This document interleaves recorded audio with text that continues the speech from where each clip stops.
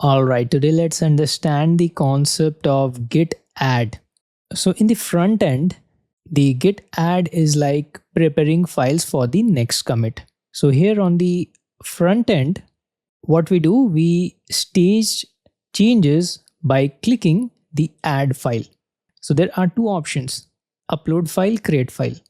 Let's click on create file. Now let's give one name to our file. It can be like amit.html maybe, right? This is test html.